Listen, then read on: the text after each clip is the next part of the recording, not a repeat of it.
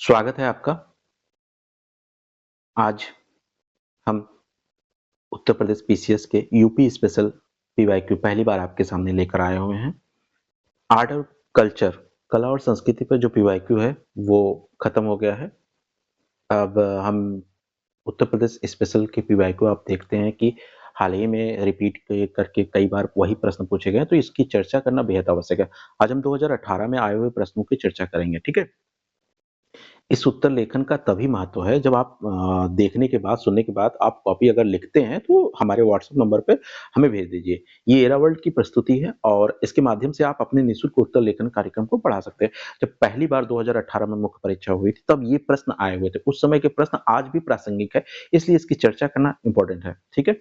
सबसे पहले हम ये बात कर लेते हैं कि 3 प्रश्न पूछे गए थे उस समय। तो खनिज संसाधन पे एक प्रश्न पूछा गया था कि खनिज संसाधन का विस्तृत विवरण दीजिए। बुंदेलखंड के सांस्कृतिक महत्व को जियोग्राफिकल बेस में पूछा गया था, ठीक है? और उत्तर प्रदेश की पर्यटन नीति 2018 के बारे में विस्तार पूर्वक पूछा गया था कि इसके लक्ष्य क्या हैं। तो आज हम इन्हीं तीनों प्रश्नों का विश्लेषण करेंगे।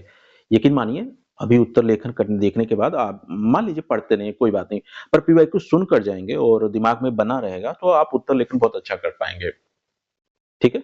तो चलिए शुरू करते हैं। चैनल सब्सक्राइब कर लीजिए, यहाँ तक देख रहे हैं तो। चलिए, पहला प्रश्न ही है, उत्तर प्रदेश के खनिज संसाधन के बारे में चर्चा करिए। तो देखने में तो बड़ा इंटरेस्टिंग है। अब प्रस्तावना कैसे बनाएँगे यानी इंट्रो कैसे बनाएँगे? तो आप लिख सकते हैं कि उत्तर प्रदेश भारत का वो भौगोलिक दृष्टि से सबसे चौथा राज्य है। खनिज की दृष्टि से बहुत गरीब राज्य की संज्ञा दे सकते हैं। एक कृषि प्रधान राज्य है और देश के कुल क्षेत्रफल का 7.3% भाग कवर करता है। तो ये एक इंट्रो हो गया। और एक सामान्य स्थिति के बारे में बात करेंगे, दूसरी लाइन बॉर्ड मुख्य भाग में आप एक सामान्य स्थिति की बात करेंगे।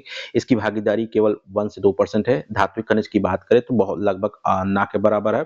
और अपुस्थित खनिज मतलब ऊपर स्थित कौन-कौन से खनिज, तो उसमें लघु खनिज, अवसादी खनिज आते हैं और खनन क्षेत्र जो है हमारा गंगा, यमुना, दोआब और बुंदेलखंड और तराई का क्षेत्र है। तो ये आप यहाँ करके बता सकते हैं। अच्छा, प्रस्तावना लिखने के बाद आप इसको चाहें तो जो उत्तर प्रदेश का जो मैप है, उत्तर प्रदेश का मैप करके बुंदेलखंड का एरिया और ये जो पूरा बेल्ट है, ये जो मेरा बेल्ट है, आप इस बेल्ट को डिनोट करिए। उत्तर में तार्किकता आएगी, प्रासंगिक बनेगा और नंबर आपको अच्छे मिलेंगे। अब आते हैं कि हमने इसको कुछ डिवाइड किया, डायरेक्ट नहीं लिखेंगे, हम इसमें कुछ डिवाइडेशन करेंगे। एक लघु खनिज, महत्वपूर्ण खनिज और खनन क्षेत्र, इन 3 क्योंकि भाई विस्तार से बताना है ना, तो इस बात का हमें ध्यान रखना है। ठीक है, सबसे पहले हम बालुका के बारे में, सिल्की सेट जिसे कहा जाता है, जो कांच निर्माण उद्योग के लिए काम आता है। ये प्रयागराज कौशाम्बी में दिखाई देता है, ठीक है? प्रयागराज कौशाम्बी में आप ये उत्तर प्रदेश का मैप बनाइए। उत्तर प्रदेश का मैप बना के इसको इस तरह डिनोट करिए। मोरम और बोल्डर की बात करें जो सड़क निर्माण के लिए आता है, वो बुंदेलखंड के सभी जिलों में यहाँ पे दिखाया जाता है। रेत की बात करें जो निर्माण कार्य के लिए, तो वो गंगा यमुना, तो आप यहाँ गंगा यमुना का जो दोआब है, ये दोआब यहाँ पे दिखा दीजिए। चूना पत्थर सोनभद्र और मिर्जापुर में आता है, तो सोनभद्र मिर्जापुर इस तरफ आ जाता है, ठीक है? तो इस तरह करके आप डिनोट कर दीजिए।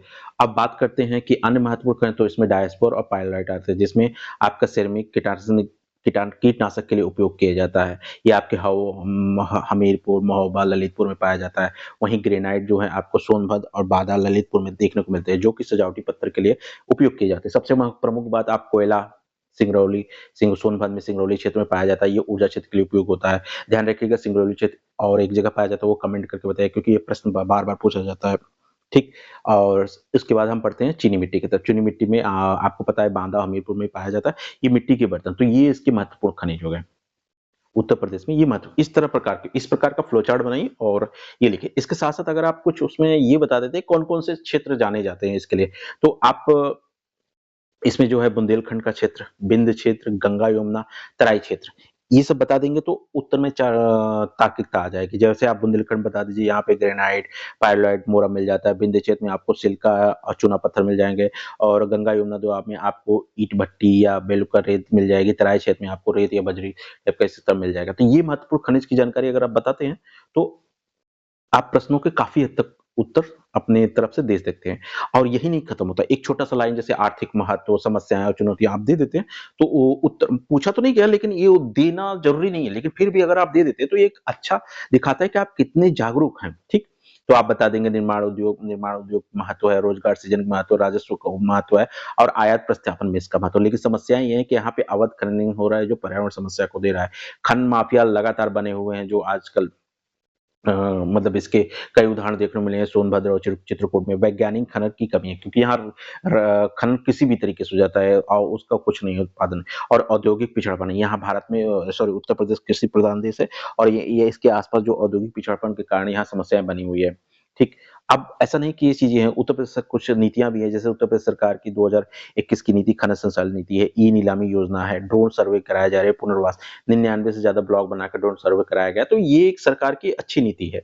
इस प्रकार आप इस प्रश्न का उत्तर को समापन कर सकते हैं। ठीक है, इस प्रकार के प्रश्नों को इस प्रकार उत्तर की समाप्ति होती है। बढ़ते हैं दूसरे प्रश्न की तरफ। देखिए बहुत ज्यादा टाइम नहीं लेंगे, छोटे छोटे प्रश्नों के माध्यम से उत्तर को तर्क करें। बुंदेलखंड के बारे में पूछा गया है कि भाई सांस्कृतिक महत्व बताना है लेकिन भौगोलिक आधार को ध्यान रखें। तो प्रस्तावना कैसे तैयार होगा, तो आप ये बता दीजिए भारत के हृदय, उत्तर प्रदेश को भारत का हृदय कहा जाता है, ये एक बढ़िया हो गया। ठीक है, वहीं बुंदेलखंड के लिए इलाके में जहाँ 7 जिले आते हैं, मध्य प्रदेश के 6 जिले इसके कवर करते हैं। ठीक है, इस बारे में हो गया।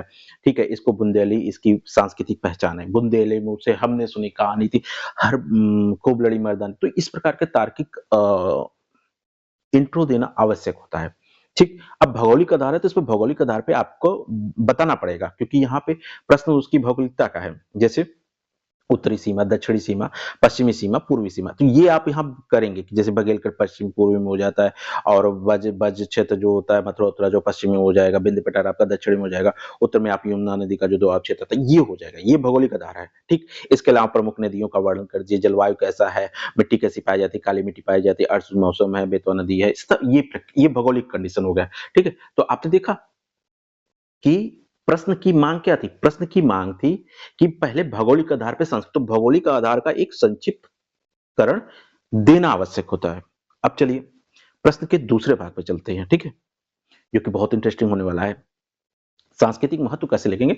तो संस्कृति में आप जानते हैं कि आपका लोक गायन, आपके लोक गायन, आपके मेला, आपके जो गायन नृत्य होता है, ये सब का वर्णन करना होता है, ठीक है? अभी हम देखते हैं, जैसे प्राचीन काल में या चेदी जनपद है, मध्यकाल में आप चंदेल के बारे में बता सकते हैं, बुंदेल राजवंश का था, बुंदेला परंपरा यहाँ पे रही, जो रानी लक्ष्मीबाई का एक उदाहरण के रूप में आप दे सकते हैं। कलिंजर का किला यहाँ पे पाया जाता है, जिसे यूनेस्को द्वारा वो मिला है। महोबा का कीर्ति स्तंभ भी है और ओरछा का राम राजा मंदिर है। तो ये इसका सांस्कृतिक महत्व हो गया, ऐतिहासिक सांस्कृतिक महत्व, मतलब सांस्कृतिक महत्व में ऐतिहासिक सांस्कृतिक महत्व। अब भाषा से हम कैसे महत्व उसका दिखाएंगे, जहां भाषा इसकी बुंदेली है, ठीक है? इनके कुछ कवियों के नाम जैसे केशवदेव हैं, जिन्हें रसिक प्रिया, कवि प्रिया कहा जाता है, अलंकार के इनको जनक कहा जाता है। आल्हा यहाँ की सबसे वो वीर रस की कविता है, ठीक है? दूसरा आल्हा उदल यहाँ के चर्चित हैं और अन्य कवि में जैसे आप पद्माकर, लालकड़ी, इन सब की चर्चा की जा सकती है। इसके अलावा अब मैंने कहा ना संस्कृति की बात, तो इनकी लोकगीत यहाँ पे कौन-कौन से लोकगीत है उसके बारे में बताइए, जैसे राई, द्वार, करवाई, ये लोकगीत है। तो ये उत्तर प्रदेश के बुंदेलखंड की संस्कृति पहचान है। क्यों? क्योंकि ये वो ऐतिहासिक आधार पे हमने बात किया और हमने भौगोलिक आधार पे बात किया। अब थोड़ा-सा और कुछ सांस्कृतिक आधार देते हैं, जैसे हमने कहा ना लोक कला, नृत्य और मेला। यहाँ ये चीज़ें ज़रूरी है क्योंकि लोक कला क्या है, नृत्य क्या है, इसकी चर्चा ज़रूर, क्योंकि तभी संस्कृति हमें देखने को मिले। जैसे राय, देवरिया, लुंगरिया आपके लोक नृत्य में आते हैं। मेले में चैत्र नवरात्र का मेला झांसी जोरछा में जो लगता है, तीज त्योहार का जो मेला होता है, ये बता दीजिए। वहीं हस्तशिल्प में आप चढ़ी कढ़ी की चांदीकरण, टीकमगढ़ी की लकड़ी की जो नक्काशी, ये यहीं देखने को मिलता है। ठीक?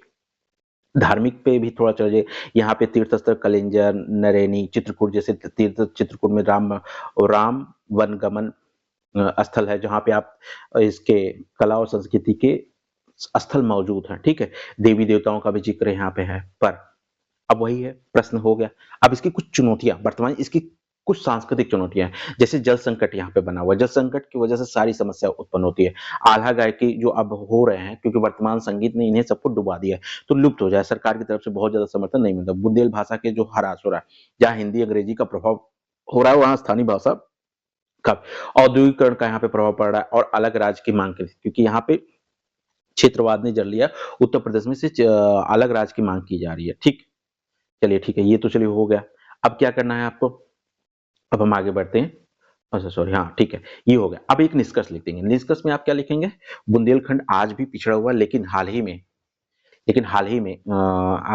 हाँ, यहाँ पे आप लिख सकते हैं, हाल ही में टीना दावी को अवार्ड दिया गया है, टीना दावी आईएएस है, उनको एक अवार्ड दिया गया है।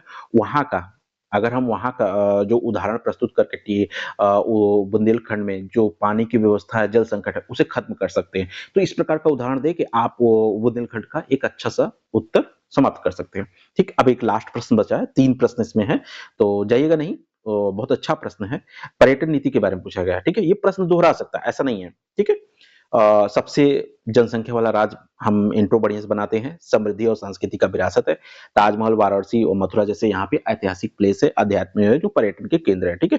तो पर्यटन में जो 2018 इसके क्या-क्या लक्ष्य हैं, इसमें आर्थिक विकास के लक्ष्य के लिए जीडीपी को 15% बढ़ाना, ठीक है? रोजगार सृजन के लिए 5 लाख तक रोजगार करना है, ठीक है? पर्यटक की संख्या वृद्धि के लिए 23 से 35 करोड़ और विदेशी पर्यटक 35 से 40 करोड़ बढ़ाना, तभी तो इनकम हो पाएगी, ठीक है? वहीं अवसंरचना विकास के लिए 50,000 नए होटल का सृजन है। कौशल विकास के लिए 1 लाख युवाओं को ट्रेन किया जाएगा, ठीक है? और उसके अलावा विपणन के लिए यूपी लिमिटेड पोटेंशियल टैगलाइन के अंतर्राष्ट्रीय ट्रेड शो करवाया जा रहा है। तो ये इसके लक्ष्य हो गए, ठीक है? देख लीजिए, हमने एक इंट्रो बनाया, हमने सभी प्रश्नों में यूपी में सभी जितना प्रश्न का है सबके अलग-अलग इंट्रो बनाया, ठीक है? एक हृदय स्थल से हो गया, एक जनसंख्या वाला, एक भौगोलिक आधार पे। ये इंट्रो करके आप उत्तर को और तार्किक लगा सकते हैं, ठीक? चलिए, अब थोड़ा-सा और इसके बारे में देख लेते हैं। अगर कुछ प्रमुख पहल भी देख लेते हैं, जैसे विषयगत पर्यटन को विकास करना है। जैसे आपने रामायण सर्किट, कृष्ण सर्किट का नाम सुना है कि पर्यटन को बढ़ाने के लिए उत्तर प्रदेश सरकार इन सर्किट पर काम कर रही है, जिससे एक जगह से दूसरी जगह को जोड़ा जा सके। जैसे भारत से बौद्ध सर्किट में भारत से नेपाल को जोड़ा जा रहा है, ठीक है? वित्तीय प्रोत्साहन 15 से 25% ब्याज सब्सिडी भी देना है और स्टाम्प ड्यूटी पे पूरे 100% की छूट। पीपीपी मॉडल को अपनाना है, ठीक है? पर्यटक की सुरक्षा के लिए टूरिस्ट पुलिस तैनाती, हेल्पलाइन नंबर 1363 का भी सीसीटीवी निगरानी, ये सारे चीज़ों को पर्यटन नीति में शामिल किए गए, ठीक? देखिए कितने अच्छे तरीके से हमने कवर कर लिया। अगर आप कहीं और भी ढूँढने जाएँगे तो बहुत कम होता है कि मिलेगा, लेकिन मिलेगा तो मैं इतना व्यवस्थित नहीं, ठीक? अब उपलब्धियाँ क्या हुई? कुंभ मेला करवा लिया गया है, हवा कुशीनगर हवाई अड्डा का विकास हो गया, बौद्ध का सर्किट हो गया, जो थाई जापान के पर्यटकों में वृद्धि हुई है, 2000 से ज्यादा करोड़ पैसा निवेश प्राप्त हुआ है। देखा, पर्यटन नीति आई और इस तरीके से हमारी उपलब्धि शामिल हो गई, ठीक? चलिए, इसकी कुछ चुनौतियां हैं, जैसे अवसंरचना की कमी है, प्रदूषण है और प्रशिक्षित जनशक्ति की कमी है, मौसम पे निर्भरता ज्यादा है। अब सुझाव में क्या करना है? आप सुझाव में ये करना है, स्थानीय समुदाय को बढ़ावा देना है, पर्यटन पर बल देना है, बस यही सब। और एक छठा सा कंक्लूजन यहाँ लिख के आप समाप्त कर दें। कंक्लूजन ये लिख दीजिए कि पर्यटन की दृष्टि से उत्तर प्रदेश एक ऐतिहासिक प्लेस प्राचीन काल से मध्यकाल तक रहा है। ऐसे में उत्तर प्रदेश सरकार को विशेष प्रोत्साहन, विशेष एडवर्टाइजिंग जैसे करवा कर इसे और महत्व अधिक देना चाहिए और अधिक महत्व बनाना चाहिए, ठीक है? बस इस प्रकार हो गया। चलिए, आज ये पहला था 2018 के आए हुए सभी प्रश्नों को यहाँ पे हमने उत्तर प्रदेश पे चर्चा कर ली। अब 2019 में कल हम उत्तर प्रदेश के 2019 के इस तरह करके हम 6 साल के जितने भी प्रश्न हैं सबको डिस्कस कर लेंगे। आपका पीवाईक्यू तैयार हो जाएगा, क्योंकि यकीन मानिए अगर आपका पीवाईक्यू तैयार हो जाता है तो उत्तर प्रदेश जो यूपीपीसीएस प्रारंभिक में मुख्य परीक्षा है उसमें 60% आप उपलब्धि पा जाएंगे, क्योंकि प्रश्न लगातार दोहराए जाते हैं। तब तक के लिए धन्यवाद।